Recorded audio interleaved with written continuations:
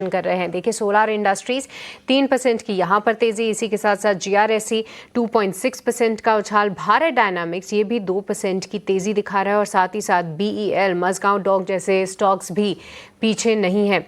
शिवांगी से हमने कुछ समय पहले ही डिफेंस काउंटर्स पे चर्चा की थी, पर कुणाल आपसे भी समझना चाहेंगे, क्या आपको डिफेंस काउंटर्स यहाँ पर इंटरेस्टिंग लग रहे हैं? और बास्केट काफ़ी बड़ी है, कोई स्टॉक जो कि आपको खास पसंद हो?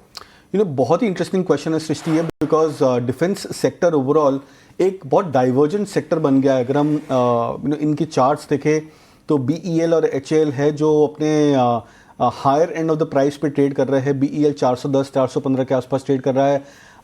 हिंदुस्तान एरोनॉटिक्स भी आई थिंक 4000 प्लस के लेवल्स को क्रॉस करके वहाँ से कंसिस्टेंट अपसाइड दिखा रहा है। बट अगर हम बाकी सारे स्टॉक्स की बात करें, जैसे कि भारत डायनामिक्स या फिर बीईएम एक्सेट्रा, वो स्टॉक्स अभी भी अपने स्लाइट लोअर एंड पे ट्रेड कर रहे हैं। तो मेरा मानना है कि बहुत इंटरेस्टिंग स्पेस बन सकता है, बिकॉज अगर लीडर्स जनरली मूव दिखाते हैं सेक्टर को, तो हम एक्सपेक्ट करते हैं कि अंडर परफॉर्मिंग स्टॉक्स रहते हैं उनमें भी मोमेंटम बहुत क्विकली आ जाता है। मेरा मानना है कि आई थिंक डुअल स्ट्रैटेजी होनी चाहिए यहाँ पे। ट्रेडर्स को अगर मिक्स यहाँ पे एक स्टॉक पे ना बैठ करके अगर मल्टीपल स्टॉक्स में बैठ कर डिफेंस सेक्टर में, तो अच्छा बेट बन सकता है। बीईएल करंट लेवल से 415 के आसपास ट्रेड कर रहा है। मेरा ऐसा मानना है कि आई थिंक ये 430 435 के लिए शॉर्ट टर्म ट्रेडेबल है। स्टॉप लॉस यहाँ पे 405 का रख सकते हैं। और भारत डायनामिक्स एक अच्छा बेट बन सकता है। 1570 के आसपास ट्रेड कर रहा है स्टॉक। मेरा मानना है कि आई थिंक ये स्टॉक 1680 से 1750 के बीच में यहाँ पे टारगेट रेंज रख सकते हैं। स्टॉप लॉस 1520 का। ठीक है, 1520 रुपए का स्टॉप लॉस लगाइए भारत डायनामिक्स के लिए। 2% की तेजी फिलहाल हम शेयर में देख रहे हैं।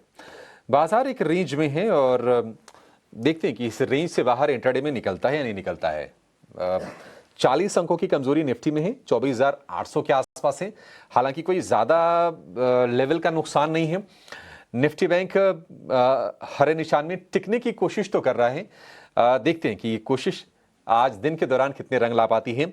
लेकिन एक चीज निश्चित तौर पर बढ़िया है अभी तक, और वो है एडवांस डिक्लाइन का रेशियो।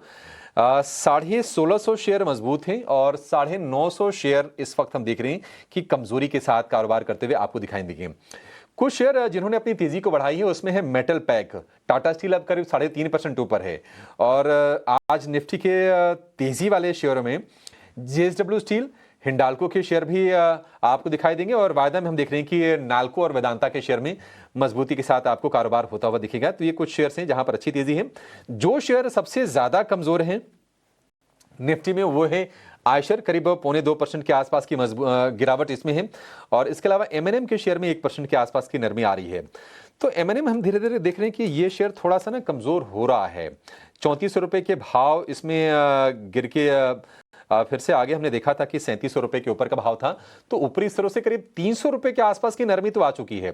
3723 का इसका ऑल टाइम हाई है और 3423 के आसपास फिलहाल आपको शेयर ट्रेड करता हुआ दिखाई देगा। इस पर आगे हम व्यू भी लेंगे, लेकिन फिलहाल एक दिग्गज